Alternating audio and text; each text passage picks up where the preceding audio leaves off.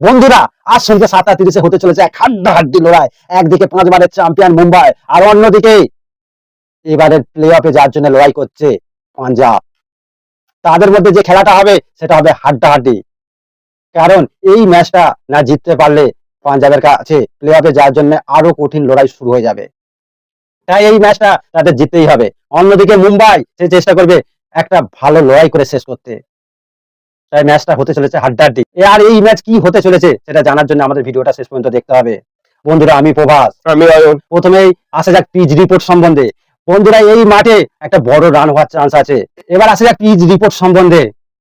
বন্ধুরা এই মাঠে একটা বড় রান হবে, তবে প্রথম দিকে বোলাররা স্পিন পাবে, তাই তারা প্রথম দিকে 2-1 উইকেট নিয়ে নিতে পারলে অপর টিমকে চাপে ফেলে দিতে পারবে। তাই যে টিম টসে জিতবে সে টিম ফার্স্ট বোলিং নেওয়ার চেষ্টা করবে। এবার আসা যাক টিমের সম্বন্ধে। প্রথমেই আসা যাক এমআইয়ের সম্বন্ধে। রিকেলটন আর রোহিত শর্মা। রোহিত শর্মা যদি হরদীপ সিংকে একটু ধরে খেলতে পারে তাহলে এই ম্যাচ কিন্তু মুম্বাইয়ের হাতে চলে যেতে পারে। আর রিকেলটন এবারে তো আইপিএলে দুর্দান্ত সে খেলছে। এরপর আসে এক নমন ধীরের সম্বন্ধে। সেই ম্যাচে 40 থেকে 50 রানের ইনিংস খেলতে পারে। সূর্যকুমার যাদবকে চাহাল সহজেই আউট করে দিবে।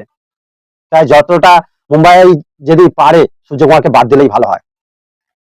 হার্দিক পান্ডিয়া এই ম্যাচে খেলতে পারে, আর খেললে একটা ভালো খেলবে। সেই পুরনো হার্দিক পান্ডিয়াকে আমরা দেখতে পাবো। এবার আসা যাক উইল জ্যাক্স। সে 40 থেকে 50 রানের একটা ইনিংস খেলবে। এটা গেলে ব্যাটারদের কথা। এবার বোলিং এর কথায় আসা যাক। বন্ধুরা বিশ্বের সেরা বোলার বুমরা, তার আজকে ফর্মে ফেরাটা জরুরি। কেন জানেন? সে হচ্ছে দেশের সম্পদ। কি হারলো কে জিতলো বড় কথা নয়, তার ফর্মে ফেরাটা ভারতের জন্য দরকার। চেন বোল্ট সে আজ 2 থেকে 3টে উইকেট নিতে পারে। এবার আসা যাক পাঞ্জাবের কথায়। তুমি বলো না নাকি? পাঞ্জাবের কে ওপেনার আছে দেখো, প্রিয়াংশ আরিয়া আছে, সিমরান সিং আছে, এরা ভালো ওপেনিং করে দিচ্ছে। প্রথমে 70 রান তারা ইজিলি করে দিবে পাওয়ার প্লেতে। আরিয়া কিন্তু এবারে আয়ারল্যান্ডের বিরুদ্ধে চান্স পেতে পারে। প্রিয়াংশ আরিয়া মনে চান্স পেয়ে যাবে। এবার রান ভালোই মারাচ্ছে। 3 এবার কর্নলি আসবে, কর্নলিও ভালো খেলছে, তেও রান যদি কর্নালি যদি 10 ওভার খেলে দিতে পারে তাহলে জানবে মুম্বাই গেল। সেঞ্চুরি চলেতেই পারে। আর শ্রেয়াস আয়ার তো মোটামুটি ফর্মে আছে, খুব খারাপ ফর্মে নেই এমন নয়, ফর্মে আছে, দিকে ভালো খেলছে মোটামুটি। তারপর মার্কাস স্টয়নিস আছে, মার্কাস স্টয়নিস ভালো ফিনিশ করছে। শাশাঙ্ক সিং আছে। এখন এদের ব্যাটিং অর্ডার ভালোই আছে, ঠিক আছে, ব্যাটিং অর্ডার এদের ঠিকঠাক আছে, বোলারটাও এদের মোটামুটি ভালোই চলে যাবে, কিন্তু এদের ফিল্ডারটা খারাপ। আর হ্যাঁ বন্ধুরা, পাঞ্জাবকে জিততে গেলে তাদের ফিল্ডিংটাকে ঠিক করতে হবে। নাহলে এদের হরদীপ সিং ভালো ক্যাচের চান্স হচ্ছে। চাহাল তো ক্যাচের চান্স করে করে এ হয়ে যাচ্ছে, কান না পেয়ে যাবে তার।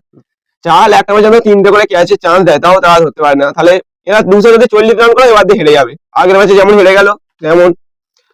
আর বন্ধুরা প্লে অফে যাওয়ার জন্য পাঞ্জাবকে যেটা করতে হবে জিততে হবে।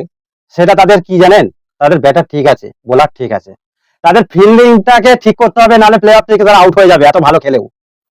তাই তাদের ফিল্ডিং যদি ভালো করে তাহলে এই ম্যাচটাও কিন্তু জিতে যাবে। তাহলে এবার দেখা যাক কে জিতবে কে হারবে। বন্ধুরা আমাদের মতে বিশ্লেষণ করে যা দেখেছি, মুম্বাই 99% জিতে যেতে পারে। আর যদি পাঞ্জাব তাদের ফিল্ডিং ঠিকঠাক করতে পারে তারা কিন্তু এই ম্যাচটা জিতে যাবে। আপনাদের কি মনে হয় তা একটা কমেন্ট করবেন।